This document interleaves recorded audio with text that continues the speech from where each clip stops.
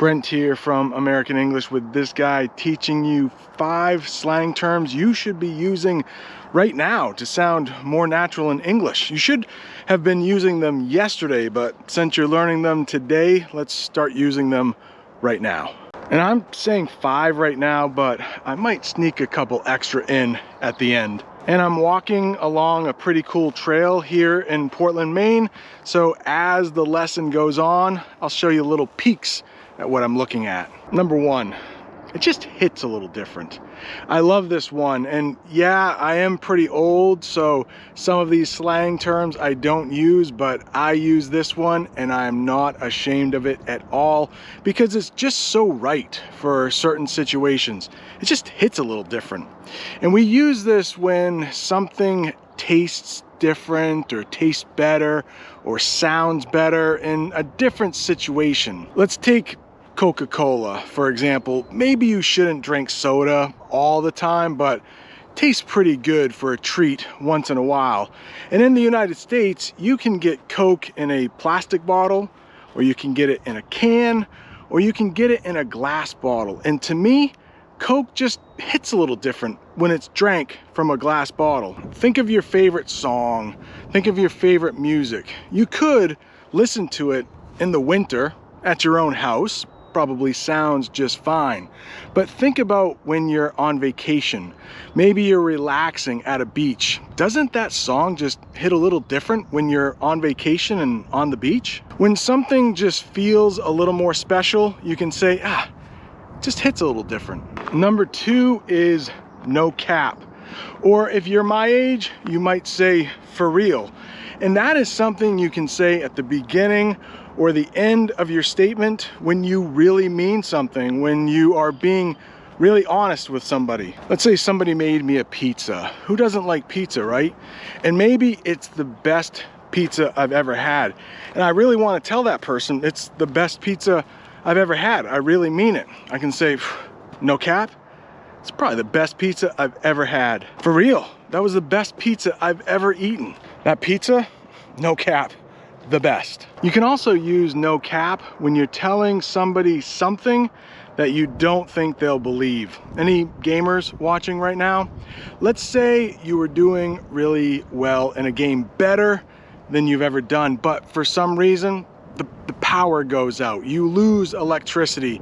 The game doesn't save. Something weird happens, but you want to tell your friend you did really well in this game. You can start your story out by, hey, no cap.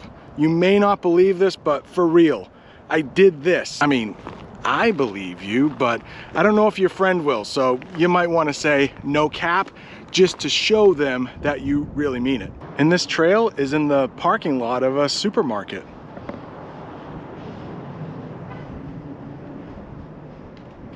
Let's say you don't believe that friend. You can use number 3 for that. And you can say, that's sus. If you don't believe that high score your friend achieved, you can say that's sus, meaning that's suspect. You don't really believe it. We've made it down to the river.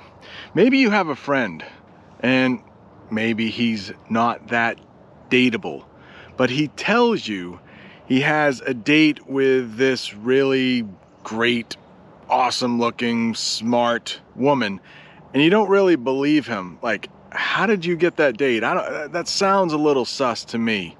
Dude, that's a little sus. Number 4, and this one is a little hard to talk about, but let's take that friend who's just not very dateable, and he really likes this woman, and he tries really hard to get her, but maybe she's out of his league. That's a term you can use when just 2 people don't go together and one is just way more dateable than the other.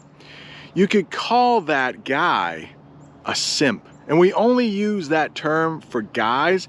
It's when they're trying really hard to get a woman, like too hard, embarrassingly hard. Maybe they're always buying that woman things, spending way too much money on her, and she really doesn't respect him. He's definitely going to be called a simp. Here's a bonus one, and that is try hard.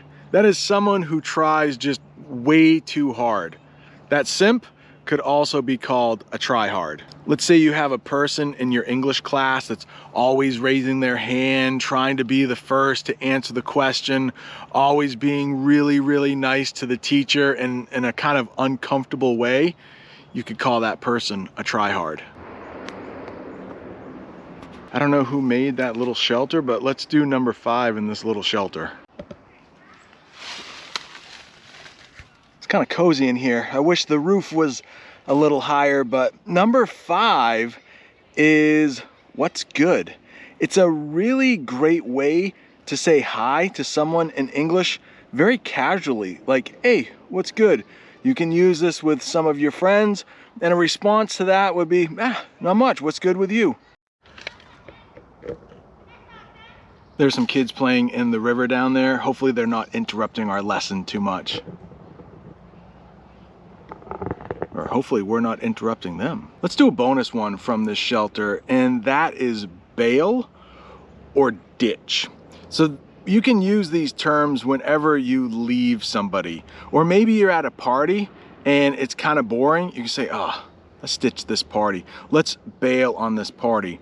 Or if somebody doesn't show up for an appointment you have, like a lot of times I will make plans with my friends, and maybe we're going for pizza on a Friday night and we're supposed to meet at 8 o'clock. And I get to the pizza place at 8 o'clock and my friends don't show up. They often don't show up. I need to find better friends, but I could call them the next day and say, hey, why'd you bail on me?